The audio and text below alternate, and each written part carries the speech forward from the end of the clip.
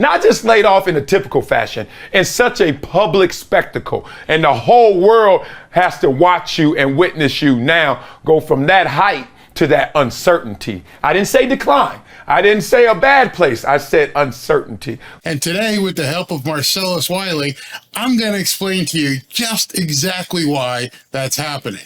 Let's look at a video that Marcellus Wiley put. I'm going to react to it, but it's so perfect. It's dead on. It explains exactly everything that's happening in the sports media world. And thankfully, I'm in it.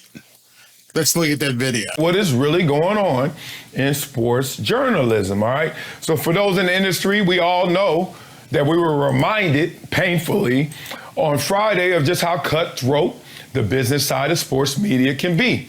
Now, I'm not acting like sports media is by itself, because a lot of people out there just got normal 9 to 5s, whatever that is, they get slayed too. So my heart's out to you, even if I don't know your situation in particular. So now understand, a lot of people who think that we get on camera and we film these videos and these guys were in a studio, that it's somehow money for nothing, like Dire Straits sang back in the day. That could be far from the case. It takes us hours and hours and hours to create this type of content on an ongoing, every day, sometimes 2 and 3 times per day. Some of us can be in a studio for 12 or 14 hours making this content. So it's just not easy. I just want to make sure everybody understands what you see on TV and what you see on YouTube isn't easy by any stretch of imagination. My man Andrew Marchand of the New York Post reported that ESPN has sent out an internal memo discussing this, and that around 20 on-air personalities were expected to be let go in the new round of layoffs. So that's how it first hit internally and then spread to our knowledge. And it spread quickly. I mean, I don't know how long the time was between the time that memo went out and then the time that it was made public, but everybody knew just like that. Let's talk about the 2 things that hit them as soon as they found out that they were laid off. Not just laid off in a typical fashion, in such a public spectacle. And the whole world has to watch you and witness you now go from that height to that uncertainty. I didn't say decline. I didn't say a bad place. I said uncertainty. And it is. It's like a public execution. Hey, bring out the person. They've been deemed to be, sentenced to death, and they are done. We're going to let everybody know we fired Jalen Rose. We fired Suzy Kolber. We fired Steve Young. And it hits all of the newspapers and television stations, except for obviously ESPN, who doesn't even say a word about it. Let's talk about the 2 feelings. The one thing is the security, and the other thing is the audacity. The security that you just lost, that paycheck that was coming in every single month. Now understand, as he gets into the numbers here, what he's doing, some of these people were paid $5, $7, $8 million a year to get on television and talk to a camera and joust with another host and basically shitpost. That's a lot of money that ESPN has just lopped off their bottom line. That you knew that you were getting paid from that big entity. I don't lie to you guys. My last paychecks at the big network at FS1 was for $158,000 and some other numbers after that I didn't really care as much about every single month. Now understand, that's the low end of the scale. $158,000 per month times 12 months puts him at about, $1.3, $1.4 million. I don't have a calculator in front of me. And that's low. I mean, I know Keyshawn Johnson, they said, had like a $4 or $5 million a year paycheck. That means someone like him was bringing down $300,000, $400,000, $500,000 per month. That's just crazy numbers. $500,000 per month. $1 million a month is what, 12 million a year? Half of that, $6 million a year. That's a lot of ducats. You go from that to 0 because you don't have a job right now. Now, you may get the phone calls and everybody talking good, and we're going to set up this deal and you're going to go to the next place. But for that moment, if not days, if not weeks, you went to 0. okay, and income. So the security and the audacity. Here's the audacity. Y'all remember when we saw like James Jones trade CP3, even though he played ball before and wasn't as good as CP3, but he now has the power to flex on CP3 and say, you got to leave the Phoenix Suns? That's how it feels. You like the audacity. Someone just fired you, released you, that frankly, you're like, dog, who gives you the power? What gives you the power? How are you qualified to say that I'm not worthy when, like Andrew Brandt said, oh, it's not about the quality of your work. And you're like, well, what the hell it is? And this is where it begins to get interesting. It's not about how good you are on camera. It's not about if you're a more eloquent speaker. It's not about whether you have better production. All of them had great production because they had ESPN producers and editors doing everything. They didn't even have to do any graphics. Remember here, when you do your YouTube channel, most people are doing their own graphics, doing their own editing. When they get to a certain level, they'll maybe hire an editor, maybe hire some graphics people. But for the most part, most people do it themselves. So these guys that were working at ESPN basically showed up, went to wardrobe, went to makeup, went on camera, did their pre-show meeting, and boom, it's done. It's a show. And, you know, who are you to tell me I'm not good enough? Well, just as with everything else involved in television and Hollywood, it's all about the numbers. And you're looking at that person like, oh my God, man, this is a bizarro world, okay? So those are the two things that jump out to you. All right, so let's get to why we're here in the first place. What drives sports media? Why all of this happened on Bloody Friday, and what's really going on? I tell you what drives sports media. Everyone knows what it is. It's the ad dollars. It's what they can sell, right? That's what TV is based on, right? Eyeballs. Who's watching? I don't care. Don't care about anything else. I don't care about your delivery. I don't care about your eye contact. I don't care about your diction. I don't care about your production. I don't care about your graphics. If I'm an advertiser, I want to know, what are the eyeballs? What do the numbers look like? Right? We're going to have us a conduit. We're going to have us a situation where people can plug into it and spend money here. That is the advertising dollars. That supports sports media heavily. Now, there are two things. They really want the ad dollars for the live events. The live events bring in the most ratings. The live events, sporting events, bring in the most draw. That's what gets the most money. Now, I hope you understand it. I mean, it's not complicated, but a lot of people think that because there's a television show that A, they assume a lot of people are watching, and B, they assume the advertisers are paying premium prices to be on some of these shows, which is not true at all. If I agreed to say, listen, I want to be at the College World Series. I know there's a lot of eyeballs on that event. I want to be at the College World Series as an advertiser. I'm willing to spend some money to be at the College World Series. I'm willing to spend some money to be in the NBA Finals. All these type of events, the NFL draft, the NHL draft. I want to be there because I know eyeballs have a destination. They have to be there during that time. Some people do the DVR, but for the most part, everybody during a live event is watching it during a live event. So when they say, hey, Mr. Advertiser, it's going to cost $1 million for you to advertise in this package, but what we'll do is we'll sweeten it. We'll also give you 10 spots on Max Kellerman's show. We'll give you, 50 spots during the course of the season on NFL Live with some of these shows. When Mel Kiper and Todd McShay are talking, we'll give you some spots there. So they spread that out, but the people really want to be involved in the live broadcasting stuff. Now, from 25 plus years involved in marketing and working with some of the biggest brands in the world at one of the biggest advertising agencies in the world, I know this inherently. I've been involved in these meetings. I understand how ad buying, media buying works. Now, to keep the energy going between live events, what do they have?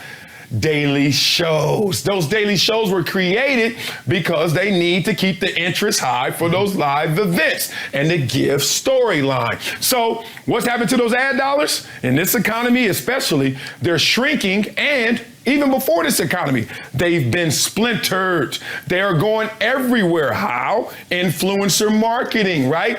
Kardashians, all the way down to your favorite YouTuber who was just dropping sports gems at the sports gyms authentically and raw. So I don't think a lot of people understand that. people like myself, people like Marcellus Wiley, who's on a different level. All these people who are doing podcasts and YouTube videos are taking dollars away from television because we have the ability to speak to an audience, albeit probably at a lot cheaper, but as effective a way as you get with television. I've said that many a times when I cut my bones on social media marketing and digital marketing. I would go into clients' offices and say, I can do what television can't do. I can speak directly to your consumer, and I can get your consumer to take a direct action. Television can't do that. Now, we can go to that person, or we can go to you. Let me give it to you like this. Mr. Beast. Everyone knows who that is, right? In case you don't know who Mr. Beast is, he's arguably, I don't even think it's arguably, I think we can say it with safety, the biggest YouTuber on the planet. I mean, just monstrous guy. He caters to a younger audience and does a lot of skits, a lot of contests, a lot of sweepstakes, and gets gazillions of views, and he makes gazillions of dollars every single month. So he's parlayed that now into, I think, a hamburgers, I won't say it's a chain, but a way of him doing hamburgers, all kinds of other things. I understand the guy makes probably in excess of $50 million a year. The Beast on the YouTube, right? Would you go to him to sell your Pepsi, or would you go to the Carton Show that has 58,000 viewers if you're an advertiser? No, understand. Carton Show, I think, is on FS1. He does a lot of stuff on Twitter. This guy only has 58,000 viewers per half hour, whenever he does his show. And even that is an estimate. Even that is just a gross estimate where they put together these things called ratings. You'd think in 2023, which I think is contributing to the problem with advertisers, is that people would be able to say, I don't want ratings. I want to know specifically between 12 and 1 p.m. how many people are watching this show at this time. Do not tell me that Google, if you have YouTube TV, that Google can't tell an advertiser, hey, X amount of people watch the Barry Cunningham show with Fanfare at 1 to 2 p.m. on a Tuesday when it was raining in May. Absolutely, that data has available. Television has been able to skate for decades, not giving you any of that data. Get my point. You get the example. So everyone started to fight for the same dollar. Then Mr. Beast, etc., Pat McAfee, etc., can go direct to consumer, where the direct metrics show his impact with your marketing dollars. No more of this like, oh, we got ratings, but how many people really clicked into what we were selling? I have sat in those meetings. It's so funny. I've just sat back, and I won't name the brand, but at one point, someone in the meeting says, well, we can't tell you exactly how many people did anything, but we know when we throw money at the ads, things happen. And I just went, you're kidding me, right? That's your answer? And so they turned to me and said, Barry, if we did this with you, what can we do? I said, well, first thing, let's just do a small test. Give me 50 grand for a week. Afterwards, I will tell you how many people clicked on the ad, how many people left the ad, how many people from Chicago watched the ad, how many people from Dallas watched the ad, etc. How many people from Dallas bought your product, how many people in the age group of 18 to 24, 25 to 49. I overloaded them with data. And meanwhile, the television people just say, well, we got some good ratings. And at the end of the week, he's holding this dossier of information that I was able to provide, and all they could provide was ratings. And he gave us a special code to use for the product for people to buy. And he's like, well, I can see specifically here that these many people use this coupon code that we used on digital marketing, and they purchased. And I could see that my return on that 50 grand was X. I have no way of determining what your return of investment is. That's the difference, and that's what's the problem. That's what the problem is now with television. Versus Mr. Beast, Pat McAfee, etc., they can show you that. The Paul brothers, right? Joe Rogan, Jordan Peterson, Lex Friedman, etc. And then y'all start cutting the cord and exacerbated this whole situation. So he's so true. Where do you think these names came from? Nobody knew who Mr. Beast was. Nobody knew who Logan Paul or Jake Paul were. Joe Rogan was on that weird science show. He was also, involved with Dana White in terms of the mixed martial arts stuff. But how did all this stuff happen? Marcellus Wiley was on television for about 20 years, built up, he was on a number of different programs, I think on ESPN and FS1, and he's no longer there. He's on YouTube now. You wonder why? He's about to tell you why. Basically, here we go. We're in a new frontier, y'all. More recognizable faces are now going to be in independent spaces, and they're going to be established brands that's going to command top dollars. Dan Le Batard, Jason Whitlock, Megyn Kelly, etc. Welcome to the Wild Wild West, and I guess I'm an etc. Marcellus doesn't know me, but he's absolutely right. As a face now, your brand is you.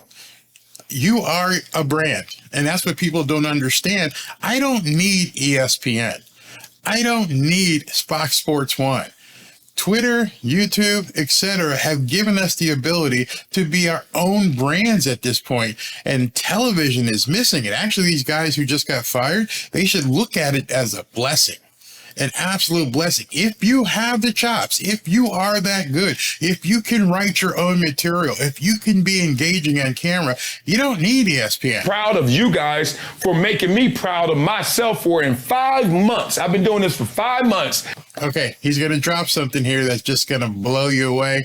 And I wish he hadn't, but I figured I had to show it to you because a lot of you guys can hear what he's about to say and do some interpolation and do some math on your own and see what he's about to say. And I can tell you, he's spot on.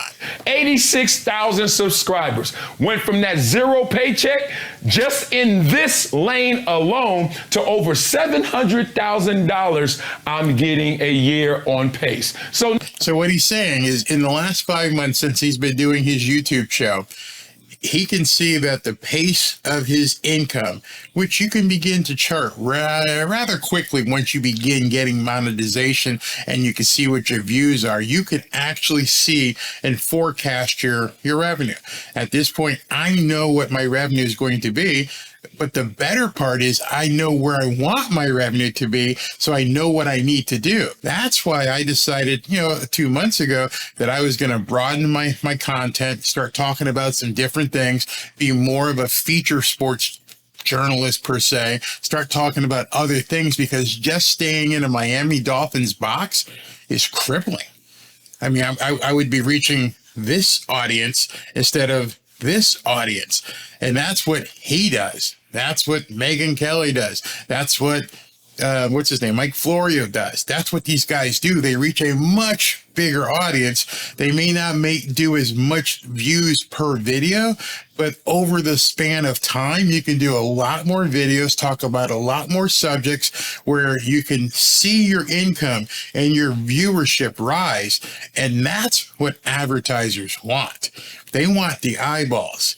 So it might be fun to sit back and look at my Miami Dolphins stuff and go, hey, let's talk about Tua. Let's talk about this. Let's talk about Mike McDaniel. But only a small sliver of society even gives a crap. If you want to make it in media on YouTube as your own person, you got to broaden your content. So that's what he's talking about. So let's continue with him. Now, let's look up, and we're growing every single day. I'm probably going to end up making damn near as much as I did in year 1 doing this as I left year 20 doing that. Boom. And that's the difference between working at ESPN and then, working on your own YouTube channel and being your own brand. Now, Pat McAfee flipped the script. He went the other way, and I'll tell you why in a second. Y'all know why people over here now? I'm trying to tell y'all it's a whole new game. And I ain't even talking about the other opportunities that come from this. So the other opportunities mean sponsorships, brand deals, all kinds of things I don't want to say out here. Just, you've seen some of my videos. You've seen some of the inserts. You've seen some of the things I'm about to basically unleash in terms of what YouTube is now allowing me to do. But all of these things together, it basically enhance your ability as a creator to make more money. So what he is saying is, hey, listen, I left television, and whether I was told to leave or whatever, and it's been the best thing for me. I can sit in my home studio. I assume it's his home studio, probably in a garage, probably above a garage. I've got my home studio here. You've seen me personally, you've seen me progress from where I started making my videos to now having a different studio, a home studio. This isn't green screen. This is my house. So it's moving, and I assume probably by next year I'll be in another studio. So let's continue. Long story short, bet on yourself, even if someone forces you to place that bet. Bet on yourself, even if someone else forces you to make that bet. So in closing, before I close, I want to talk to you about the Pat McAfee show. So everybody saw these things happening. They saw all of the layoffs taking place, and people started blaming Pat McAfee for these people getting fired. Said, why are you getting rid of all these people, but you're going to pay Pat McAfee $85 million? Because Pat McAfee is what Marcellus just said. He can reach a consumer directly. He has built up an audience that knows what he's going to do, and he's going to increase the bottom line for advertisers. It's not his fault. It's not his fault at all that this is just what new media is all about. So let's look at what Pat McAfee had to say about the ESPN layoffs. So Pat McAfee responds to the layoffs at ESPN. Here's an article on Yardbarker, and I highlighted some paragraphs for you right here. He says, we're very pumped to be joining ESPN, and our goal is that mass exits or mass firings are never a thing again. We hope to help that. Obviously, that's a lofty goal, but that's how I truly look at life. I wish we could have worked alongside a lot of these folks that got released today, and I guarantee you there was an opportunity. I bet you a lot of them didn't want to. Some absolute legends that we all respect in the sports media world were trending today for losing their jobs. I understand that. These names were trending today. When's the last time you saw Suzy Kolber's name trending on Twitter? When's the last time you saw Todd McShay's name trending on Twitter? When's the last time you saw Steve Young's name trending on Twitter? I don't think I've ever seen Matt Hasselbeck's name trending on Twitter. I've seen Pat McAfee. I've seen Marcellus Wiley. I've seen Emmanuel Acho, who I think also could do better once he gets off of FS1. That sucks, no matter how you slice it. Absolutely. But it doesn't mean it's a death sentence if you don't want it to be. Further, in May, the former Indianapolis Colts punter signed a 5-year, $85 million contract to move the Pat McAfee show to ESPN. So 5 years for $85 million, that's about $17 million a year. And I think that's light. But I see where he made the turn. He's going to go on ESPN. He's going to contribute to other network programming. Instead, he's also going to do some college game day stuff. Now look below. He ended his $120 million contract with FanDuel because he wanted to offload the production of his show to more experienced hands. The videos are one thing. Doing a show, especially for a show like he does a show from 12 to 3, a 3-hour show, he can get on there with his crew and they can banter and they can have their pre-production meeting and they can go and just go with the show for 3 hours. Do you know what kind of editing goes into a 3-hour show? Do you understand how much has to be done with lighting, microphones, placement, set design, wardrobe? Everything you see isn't back there by accident. It's back there because that's what I wanted it to look like. The lights that are on right now, the microphone, the camera, all this stuff needs to be set up. Then, once you go ahead and make your video, you've got to go ahead and get it edited. If you don't have a production crew to throw graphics and Chiron and other kind of stuff in, you got to do it yourself. Just for a 20-minute video like this one may end up being, it will take, understand this, it may take up to an hour and a half just to edit the video down. He does a 3-hour show every single day. Then he cuts out snippets. You understand how long that would take? So he said, I'm going to take less money going to ESPN, but myself and my crew won't have to deal with any of the production. We're going to be like the rock stars. You guys be the roadies. We'll show up. We'll do the show. Pay us. Further on down here in this article, as honest and noble as McAfee's sentiment is, the reality is that the decisions are way above his massive pay grade. True. For over a year, economists and industry observers have anticipated a recession in the global economy. Media and tech companies have been trimming staff for months, even as the economic indicators their leaders follow were slow to indicate an actual recession. That's very important because advertisers have to look at the entire landscape. And according to that, they have to decide where they're going to allocate their dollars. Where are they going to get the most money for what they do? So one more paragraph I want you to check out. The media industry is incredibly volatile for a laundry list of reasons, but even with the challenges it faces, there's no greater adversity a company can face than dealing with the psychology of shareholders. Can you imagine? Can you imagine what Bud Light's going through right now? I mean, Bud Light and Target must want to shoot themselves because their shareholders are like, what the F are you guys doing? Oh my God, you're just losing, you're hemorrhaging dollars. And it says, if anything appears to threaten their profit margins, Bud Light, they will demand a company's leadership look for cost savings, even if it's at the sacrifice of what makes the firm successful in the first place.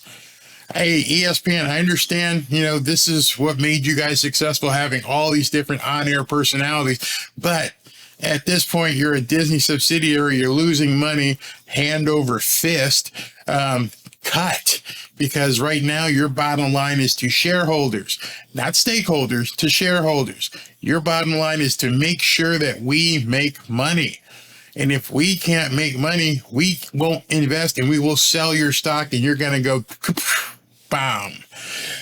They will also demand that the same leadership look for the next big thing that could generate more revenue. In sports media, if it's not a game broadcast, it comes from who gets to talk about the games themselves. So the next big thing right now is Pat McAfee. The next big thing right now is YouTubers and new media, because I don't need all of that overhead that you have coming from a studio like ESPN and their huge, expensive campus.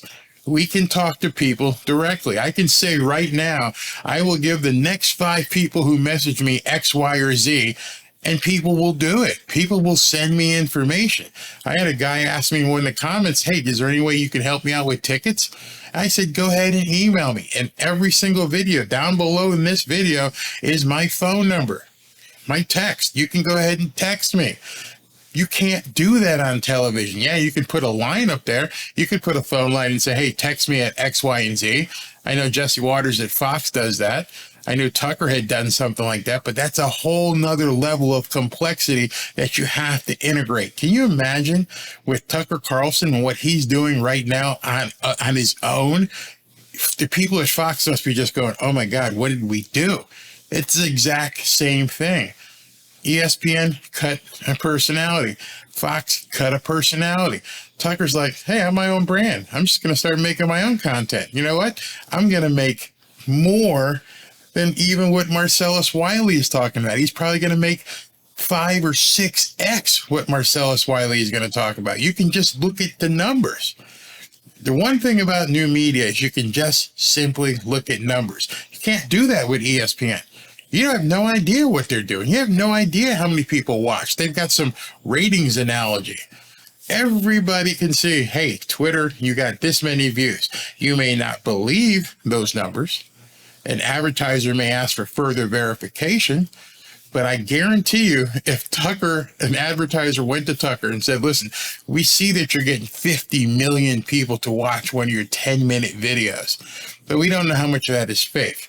If I was on Tucker's staff, I would just say, I'll show you. Hey, everybody who wants a new Cadillac, I'm going to give you a $5,000 discount. Just put Tucker car discount and send me an email or send me a text or go to this website, tuckercardiscount.com.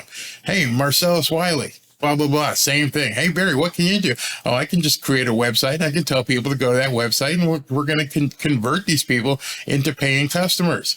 So the ESPN layoffs had nothing to do with the fact of Pat McAfee is the new thing in town, as much as it did with they weren't generating eyeballs. They weren't generating money.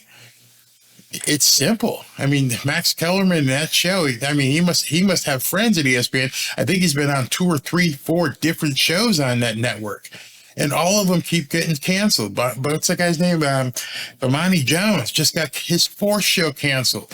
They have this inflated ego if they think people are actually watching their stuff.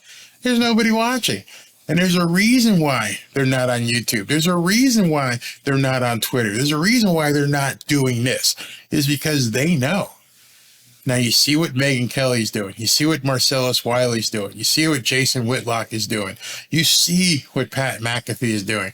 If you don't know what Mr. Beast is, you can look and see what he's doing. These people they're up here. There are people doing makeup videos doing more eyeballs than what watch ESPN. There are people doing makeup videos right now. One video will get more than Max Kellerman gets in an entire week. And I can go, if I'm Max Factor, I can go directly to this woman and say, hey, will you push my product? Sure, I'll push your product. It's going to cost you $50,000. There are certain I get probably, I don't know, 6 to 10 pitches per week that I go through on my little channel. And as soon as I started broadening my content, as soon as I started changing and talking about different products, and the demographics of my audience began to change very quickly, I started getting 15 to 20 brand deal pitches per week. It happens that fast. And at that point, you sift through who you want to take and who you don't want to take. Who's going to pay this and who's going to pay that. And sometimes it's different. It's going to be a product. In addition, you get the YouTube pitches. This is a very viable business. That's why ESPN had to cut. And that's why Marcellus just said, don't think these people got a death sentence. Hopefully some of them will wake up and realize there's a lot more opportunity than what they had at ESPN. And if they don't take advantage of it, some of us will. Keep watching. More content coming your way. Have a good day.